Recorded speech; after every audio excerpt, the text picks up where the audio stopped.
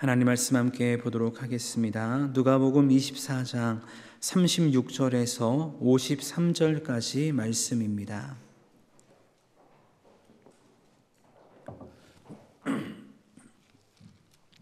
누가복음 24장 36절에서 53절까지 말씀 우리 한 목소리로 함께 봉독하겠습니다. 이 말을 할 때에 예수께서 친히 그들 가운데 서서 이르시되 너희에게 평강이 있을지어다 하시니 그들이 놀라고 무서워하여 그 보는 것을 영으로 생각하는지라. 예수께서 이르시되 어찌하여 두려워하며 어찌하여 마음에 의심이 일어나느냐. 내 손과 발을 보고 나인 줄 알라. 또 나를 만져보라. 영은 살과 뼈가 없으되 너희 보는 바와 같이 나는 있느니라.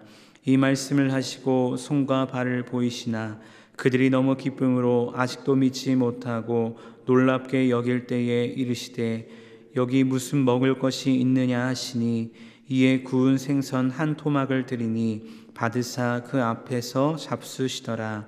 또 이르시되 내가 너희와 함께 있을 때에 너희에게 말한 바 곧 모세의 율법과 선자의 글과 시편에 나를 기록한 모든 것이 이루어져야 하리라 한 말이 이것이라 하시고 이에 그들의 마음을 열어 성경을 깨닫게 하시고 또 이르시되 이같이 그리스도가 고난을 받고 제3일에 죽은 자 가운데서 살아날 것과 또 그의 이름으로 죄사함을 받게 하는 회개가 예루살렘에서 시작하여 모든 족속에게 전파될 것이 기록되었으니 너희는 이 모든 일의 증인이라.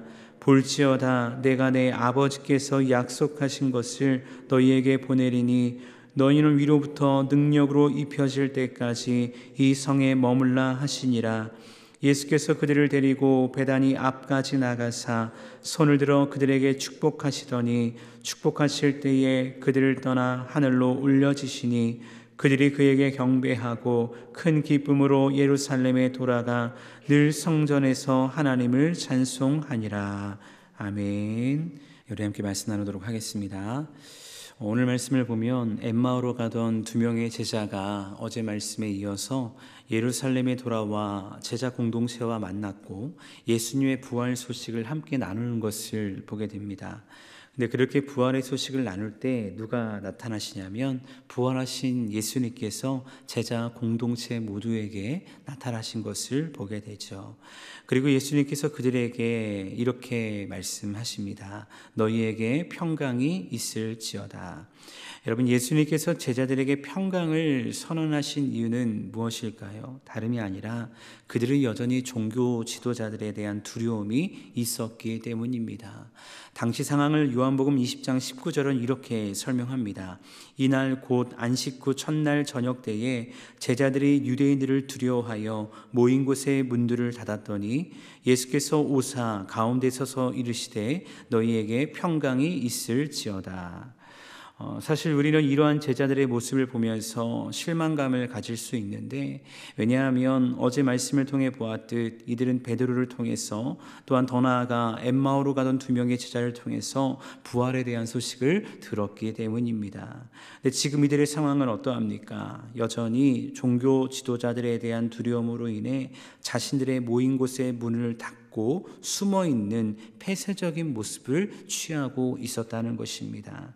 심지어 부활하신 예수님께서 나타나셨는데 그들은 예수님을 어떻게 생각했다라고 말하냐면 37절 말씀을 보니까 그들이 놀라고 무서워하여 그 보는 것을 영으로 생각한지라 라고 말씀하고 있습니다. 예수님을 영으로 생각했다라는 것은 무엇을 의미하냐면 육체를 가지지 않은 유령으로 생각했다는 것입니다. 그도 그럴 것이 이들은 늦은 밤에 모든 문을 걸어 잠그고 모여 있었거든요. 그렇게 이들의 생각으로는 그 누구도 자신들이 있는 곳에 들어올 수 없어야 합니다.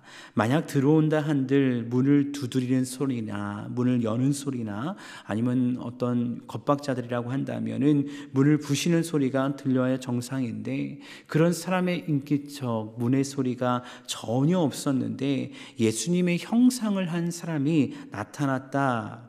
그렇게 이들은 부활하신 예수님을 보고 유령으로 생각하며 무서워했던 것입니다.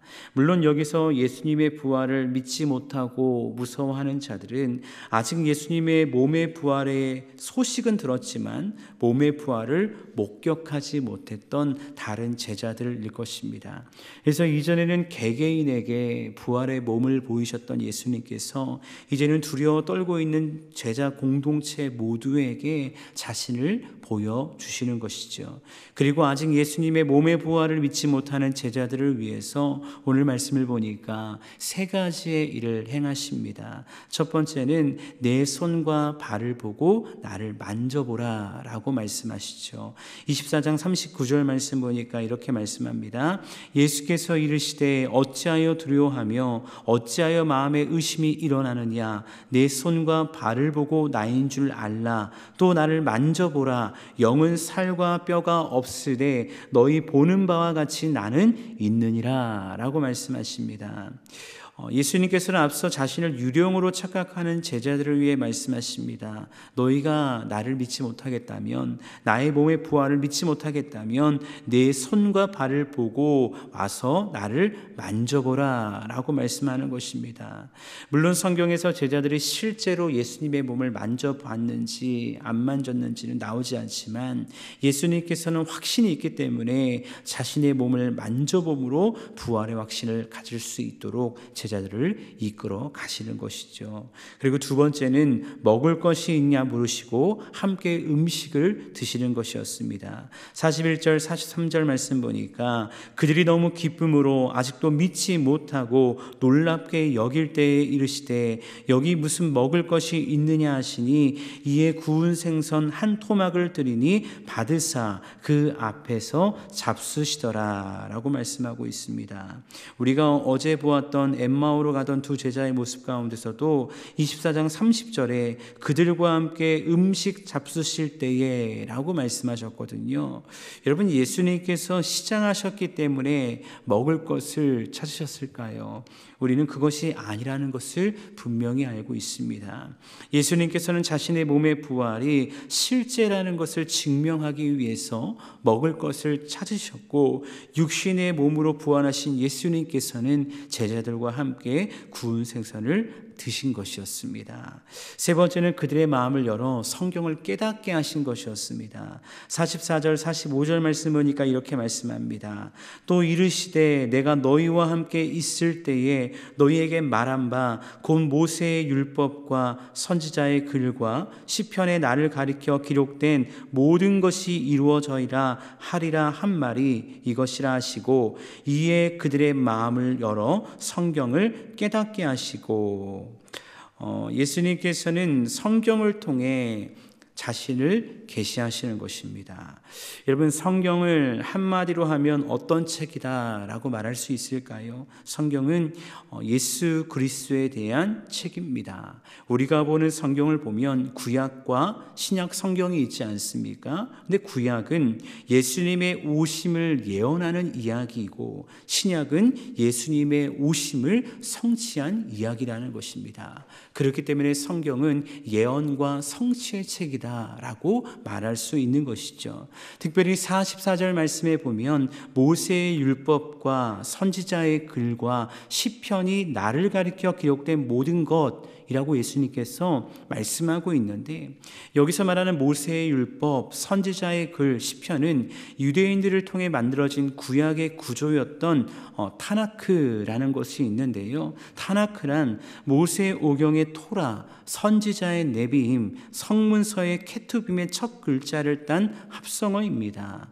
예수님께서는 이 구약 성경의 3대 구조인 모세의 율법, 선지자의 글, 시편이 자신을 증거하고 있다는 것을 제자들에게 말씀하며 그들의 영을 깨우쳐서 말씀하고 가르치고 있는 것입니다.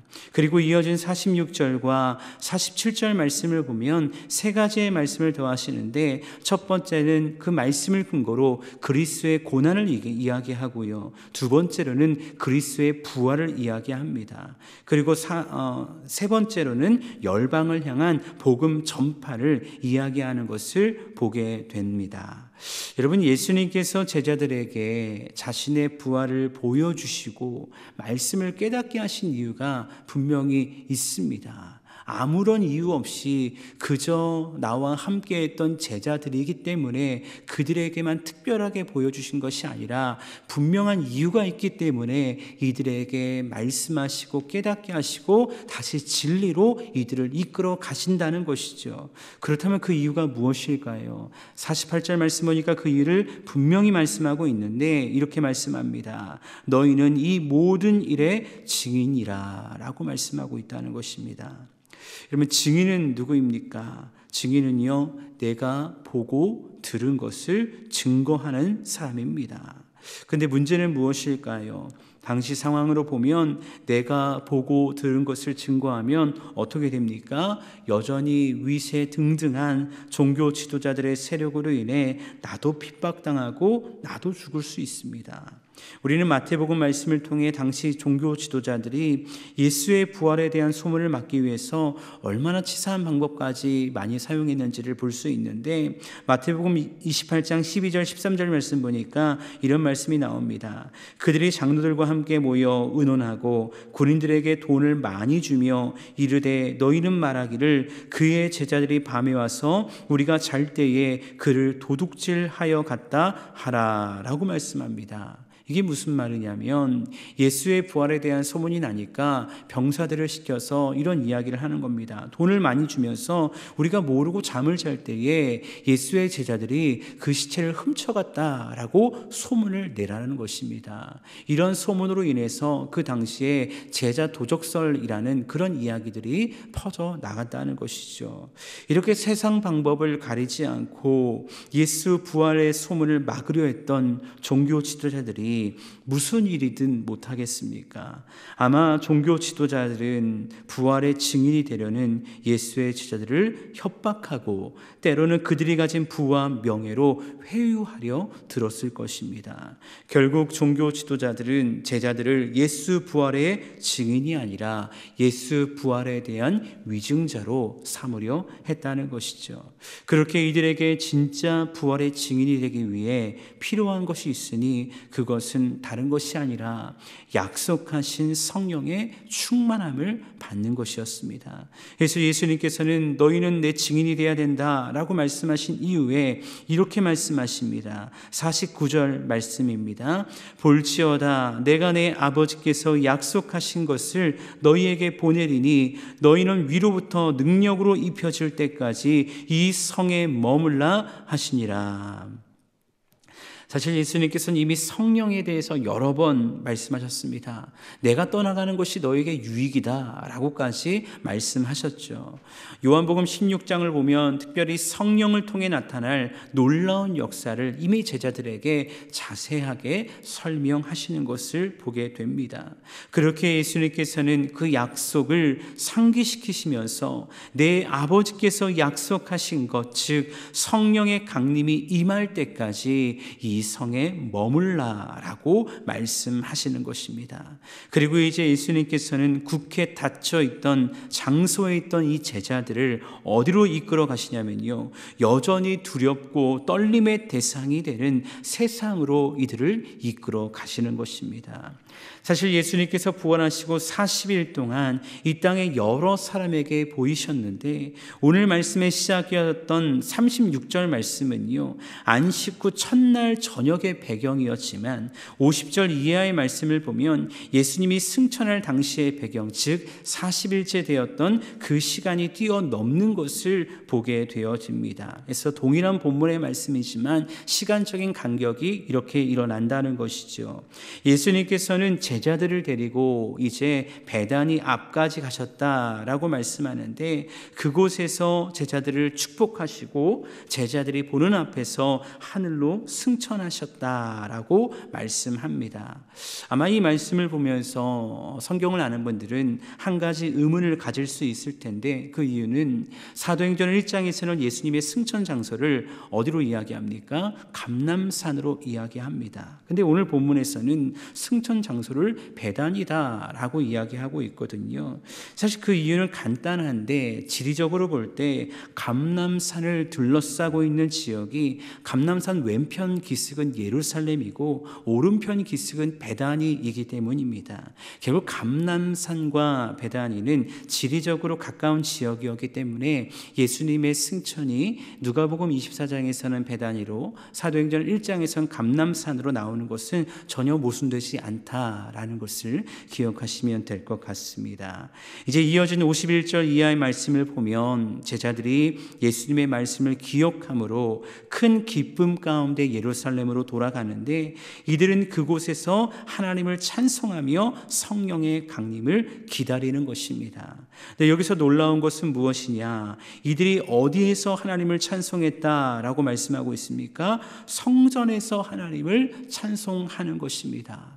숨어 두려워했던 제자들이 예루살렘으로 가는 것뿐만 아니라 예루살렘에서 성전에 가서 하나님을 찬송했다는 것입니다. 앞서 말씀을 보았을 때는 종교 지도자들에 대한 두려움으로 폐쇄적 공간에 숨어있던 자들이 이제는 그들에 대한 두려움이 아니라 하나님이 주시는 기쁨을 주체하지 못하면서 그 기쁨으로 성전에서 하나님을 찬양하며 경배했다는 것이죠. 사랑하는 여러분, 이들이 하나님이 주시는 그 기쁨으로 그 마음을 주체하지 못하고 두려움의 대상이 되는 종교 지도자로 있는 그 성전에 가서 찬양하고 경배한 이유가 무엇입니까? 다른 것이 아닙니다. 이들은 부활하신 예수님을 실제로 만났고 그 부활의 기쁨과 감격으로 충만했기 때문이라는 것입니다. 오늘 말씀을 묵상하면서 우리가 또한 부활주일을 보내고 이틀이 지났는데, 우리 자신에게 이 말씀을 통해 질문하며 우리 자신에게 한번 적용해 봤으면 좋겠습니다. 여러분, 우리에게는 부활을 통한 이 기쁨이 우리 안에 있습니까? 사실 하나님이 주시는 이 기쁨이 있을 때 우리는 하나님을 경배하며 찬송할 수 있는 것입니다. 우리가 힘들고 어려운 순간이 있을지라도 날마다 주님을 찬송하며 할렐루야 할렐루야를 외칠 수 있다는 것입니다. 그리고 하나님을 향한 이 경배와 찬송은 세상을 사랑하는 우리의 삶의 자리에서 삶의 예배로 드러나게 되는 줄 믿습니다. 또 드러나야 할 줄로 믿습니다. 왜냐하면 삶의 예배를 통해 우리는 그리스도의 증인으로 쓰임 받을 수 있기 때문이죠. 사랑하는 여러분, 하나님께서 오늘 이 새벽 우리를 이 기쁨으로 충만하게 하시기 원하시며 그 기쁨으로 우리를 부활의 증인으로 삼으시기 원하시는 줄 믿습니다. 그렇게 이 새벽 우리가 기도할 때 2000년 전 부활하신 주님, 우리는 비록 그 주님의 몸을 대할 수 없지만 우리에게 주신 예수 그리스도의 십자가의 생명으로, 그 영의 생명으로 주님을 만나기를 원한다고, 그래서 우리가 이 땅을 살아갈 때 그 영의 생명으로 만난 그 주님으로 말미암아 부활의 증인되고 그 생명을 전하는 복음의 통로가 되길 원한다고 결단하며 기도하며 삶의 자리로 돌아가는 우리 모두가 될 수 있기를 주님의 이름으로 축원합니다.